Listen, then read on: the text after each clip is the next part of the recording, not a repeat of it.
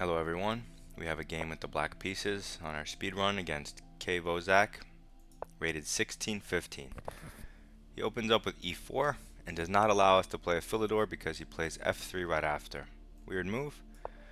We're going to just respond with e5 then, since he didn't play d4. f3 blocks the knight.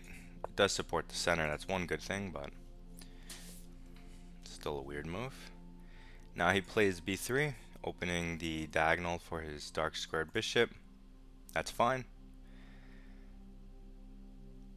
We can just develop normally. Knight to f6, king's knight out, bishop e7, castle. Okay, so if he encaros his bishop, we'll just play bishop e7 and castle and see what he does. He strikes in the center with d4. We're just going to ignore it in castle, per our plan. And he removes the tension and pushes past. This makes his bishop worse than it was a second ago, because at least the bishop was pressuring the e5 square. Now it's just being shut out. He pushes past. It's kind of like the space gain line in the Philidor. So we can take some of the ideas from it and play c6 and immediately challenge the center. Okay, he immediately responds with c4, creating this massive pawn chain on light squares. It's weird though, because he doesn't have any pieces developed, so if we take this, he has to take back with a pawn. So I'm going to do that, because now if he puts a pawn here, he can never put a knight or a bishop there, or any piece. And that's the square he would want to use to gain an advantage, but now that he can't, we're going to have this e5 d6 pawn structure that's going to be solid and cemented, and we can hop our knight to d7 and c5. So he takes with the c pawn, opening up his bishop's diagonal. And we're just going to develop our other knight and stare at the c5 square. He plays a4. What does this threaten? It just gains space on the queen side, but it weakens the b pawn. It also means he has zero development.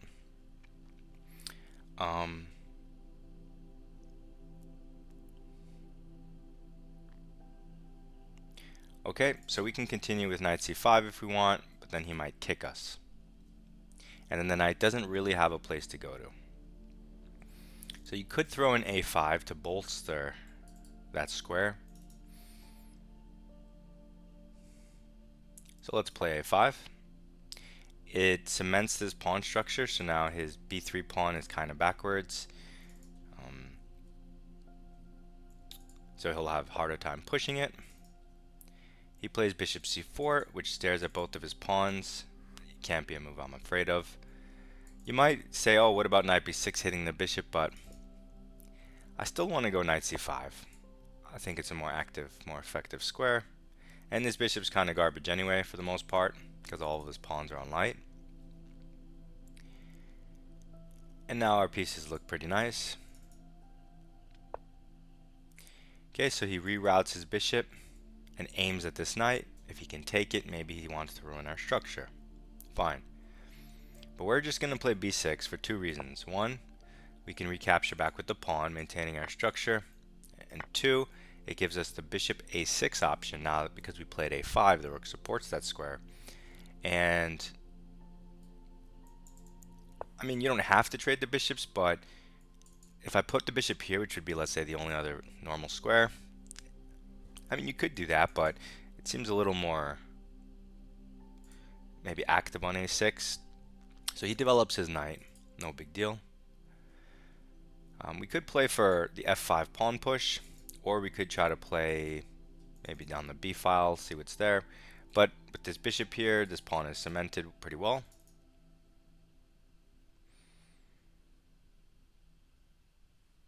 Okay, so you have lots of options. You can go bishop a6, you can go rook b8, you can go queen somewhere. You can also go knight d7 or knight h5 with f5 ideas.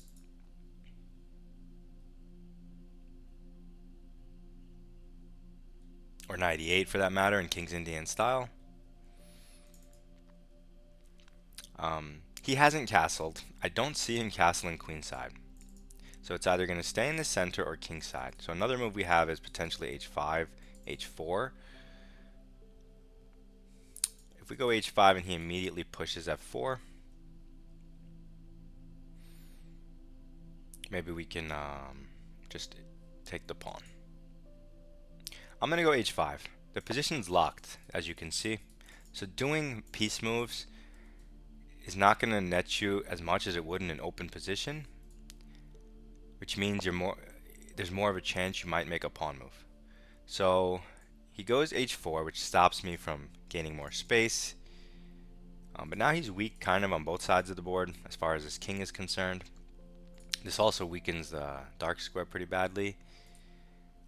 So now that my knight has no future here, I'm going to reroute it probably this way.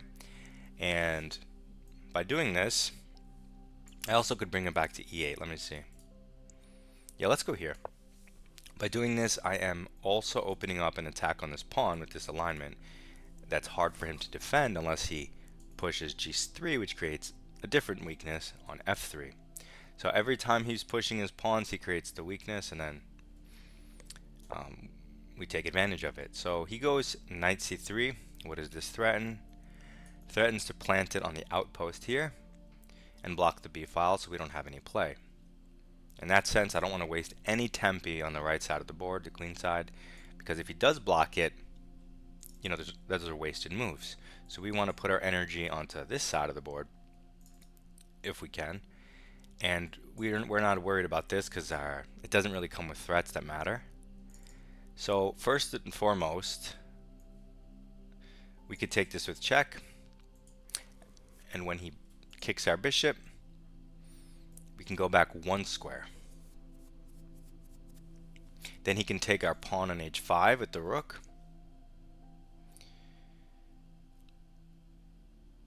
But we have moves like queen f6, bishop e3. Those look interesting.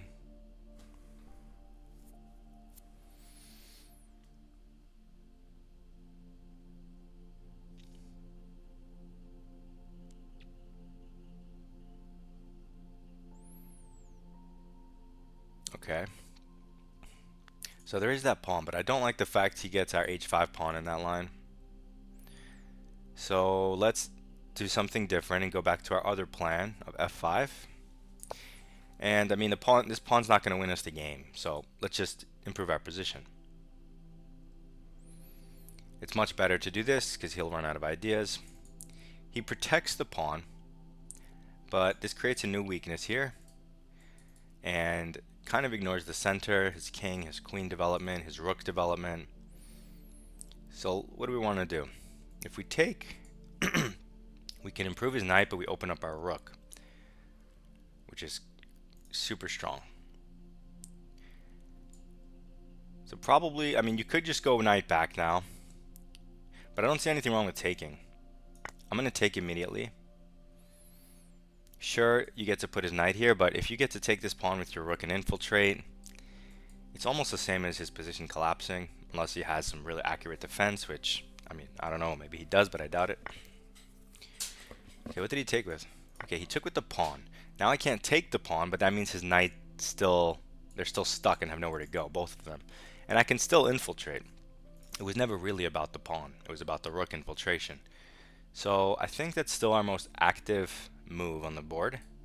Oops, wrong button. It puts a lot of pressure on the third rank, a couple of pieces. It would be nice if we had another rook to double behind it, but that's what happens when you don't develop fully.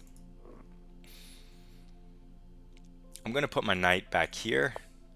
Okay, so he moves his knight here, which does nothing but pressure this pawn, which is covered. It also relinquishes control over the center. So this is the perfect time to jump our knight here, because not only do we want to put it on a nice square, but it comes with a threat. So he puts this knight here protecting the pawn, but now his knights I feel like are on the queen side and are on the wrong side of the board to where they probably should be. We also have our bishop we can develop and stare at the queen, because his queen is hitting our rook. So knight in here blunders the rook, but bishop in here defends the rook and x-rays the queen, threatening stuff.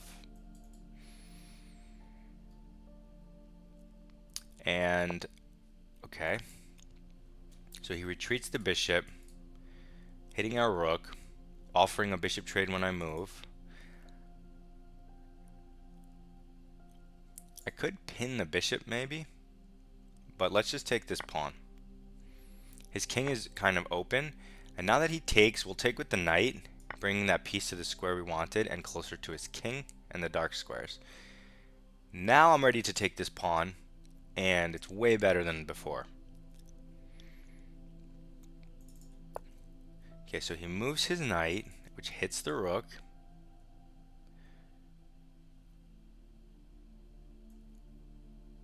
We'll just pin the knight and get ready to take the pawn next. The rook is defended by the knight. This pawn's hanging. Knight's pressured. Okay, so he moves the knight back to defend the pawn. Now we take with check because we're running low on time. He tries to run, but now he unblocked the b file, so at least this rook will have this in the future. But for the time being, we have this fork, we have queen g5.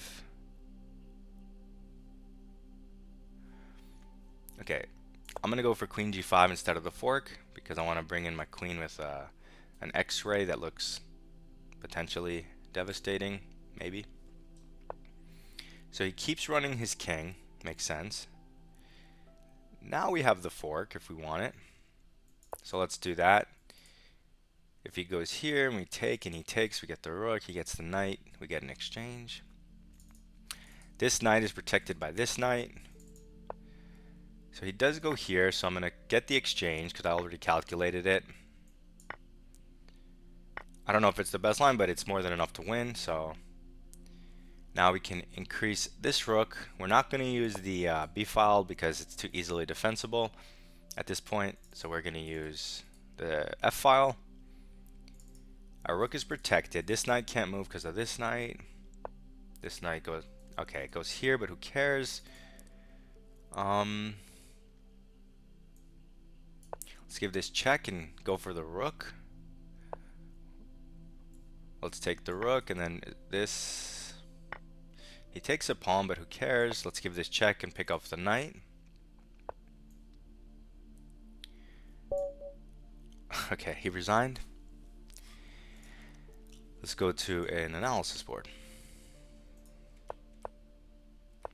So out of curiosity, what did the engine think of f3? I mean, obviously it's just a random move, but you obviously could do anything you want. There is no real top move, I guess. So center, development, center, development, development, king safety. And I have 4 inaccuracies, 91% accuracy. No mistakes, no blunders, but 4 inaccuracies. That makes sense. So okay. We castle, king safety. We don't care about the queen trade line. Even in this instance, in this version, we get the rook to develop, so it's totally different than the normal queen trade line. Okay, we attack the center. It says we're already minus 0.8. Oops. So this is center, and now we take this because positionally it's good for us. And it may look like this square is weak. I mean, it is weak technically, but the bishop's always going to be here defending it. So it's kind of hard to attack. We have to put our knight here because we can't go to c6. So development. And now I did this for the specific reason that I mentioned in the game. I wanted to go knight c5. And if I go knight c5 now, and he kicks it, I don't have a good forward square. So that's why I did it. If I go to the engine, wait, so knight c5, he kicks it. queen b6, pinning the pawn, staring at the diagonal. I mean, yeah, that works. I didn't look that deep, but okay. So knight c5 is playable right away. Knight h5, trying to get onto the dark square since his whole pawn chain is on light. It's funny, I was looking to see if this was possible, but after he takes back, I wanted my queen to go here, check and take the pawn, but I had a bishop here, so I didn't do it. I was looking at this, but they're saying you could even give the bishop check. But I would much rather have the queen, obviously. I don't want to do this with the bishop after giving up a knight. So anyway, we go a5. And the one downside of this move is, before I played it, his bishop is terrible and has nowhere to go, except for the b5 square. By playing a6, you would prevent his bishop from developing. And by playing a5, you're kind of giving him the square forever and encouraging him, so he never has a bad bishop. He could always trade it, more or less. Okay, so anyway, we improve a piece and open up the diagonal for development. And you don't have to play b6 here, because even if he takes, like let's say I do, I don't know, random move, and he takes, and you take with this pawn, you can stick this bishop here. I mean, it's not ideal because your bishop looks like a pawn, but it kind of works for the time being. But if you can, you kind of want to avoid that. So I played b6. It's worth noting you could move your knight back to defend the knight with a knight. However, if he doesn't take, your knight on d7 might just be sitting there for a while. However, you do want your knight there so you can play f5 anyway, so that would have been a 2-in-1, and that would have been a good move. Anyway, b6 on the board. He takes, we take, and now we have this nice structure. White would much rather have a knight on c4 than a bishop. That's important to a good positional thing to know. If you're, if you have structures like these, you try to get a knight here. Okay. And now, yeah, you have different moves. Like I mentioned, you can move the knight anywhere, so you can push the f-pawn. You can move your rook to the open file, but knight h5 dark squares, and even the move I played, h5, to gain space. So we play h5, and he plays h4, but I don't really like this move. We move our knight out of the way, so we could play f5 and maybe take the pawn. This all makes sense. Okay, 1, 2, 3. They give 5 moves on the engine, none of which are take the pawn. It's like 6th. It keeps oscillating. So, yeah, that was a little too much, right? f5. Yeah, it's an even game here, and I don't know. I don't like black. Like, black's not active enough for me to want to put his rook here, for me to let him do this. So that's why I didn't do that. Glad I didn't. So what did we do? This is one of the 5 moves they show. Okay. So we go here, it makes sense. And they're saying you can push or you can take. They're about the same. We take so we can open up the rook. They keep talking about knight b6, but I don't see like the big deal.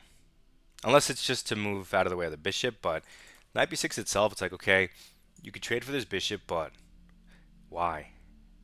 He takes with the pawn. The b file is open for both of you. So knight b6, king d2, bishop g4. Okay, so it's to move the bishop here, but can't you? Yeah, I guess. Okay, so rook f3. We're now minus 0.8. This is one of my 4 inaccuracies. Jumps his knight here, which I'm pretty sure does nothing. And now they're, okay, so they're switching between my knights. So it has nothing to do with the bishop. It has to just do with developing and getting out of the way of my other bishop. So we go to the right square, and now we're minus 2, because if you look at this, this should look, even though we didn't take the pawn on f3, this should look pretty much losing for white, or much better for black, let's say. Once your rook is here, like I said, it's almost as if the position collapses. So that's how you can think about it. Yeah, it would have been definitely over if we were double stacked with rooks and this knight wasn't in the way. If we had a piece already on g4, like this is what we're going for. We keep developing instead of free stuff. Forced move, and again, instead of free stuff, oh no, we take here. We trade, forced move, and now this is a forced move because we were hit. And now we take free stuff. Now we keep developing with threats. Free stuff, forced move, and now we just bring our last rook in the game. It's -9. So this game is pretty instructive. If you're playing what is this guy, 1600, and you cf3, don't do something crazy. You're not going to just win because of it. It's a solid move that protects the center. Unless he does, I mean, if he does something like g4, fine, you could take advantage of the dark diagonal, but all in all, white's still solid. So when you're looking at this and you're just playing normal moves, and you get to like, you're like, okay, this is a pretty normal game, even, we're just developing, not falling for the other guy's stuff, gaining space, moving around. And now we're like, okay, we have a plan. F5. That's our plan. But what's white's plan in this position? He's not going to push on the queen side. Getting a knight here doesn't actually do anything, or a bishop. So nothing on the queen side. So if white was to have a plan, you'd have to look at the pawn breaks, and similar to our F5, he would have to look at F4. And that would be his plan, but that's where he already created this weird backwards pawn. He's going to have weaknesses here and here if he does that. His king is still there, and we have a rook on that file. He doesn't. Or castled, he's not. Our light square bishop is ready to hop in. His is kind of weirdly placed for no reason. So, but even here, you're not like, oh, white didn't make any clear mistake. Other than, let's say, he's amassing pieces on the queen side when I'm going to be pushing on the king side and center. So you don't want them to get too far. Like once you go knight b5, that's way too far, and it's going to take too much time to go back. So we play f5, and we're like, okay, even. This is a weird move, and I would say he should take, and we play a normal game, right? But he doesn't. So once he does this, this lets us. The f pawn, where they're going to take it or he's going to move it, which means the f file opens. And so now, as of here, you should be like, wait, we just went from an equal game to like something's fishy here because we have this open file, and now we're just a lot better. So white didn't do anything egregiously wrong. He didn't hang any pawns or pieces or stuff like that.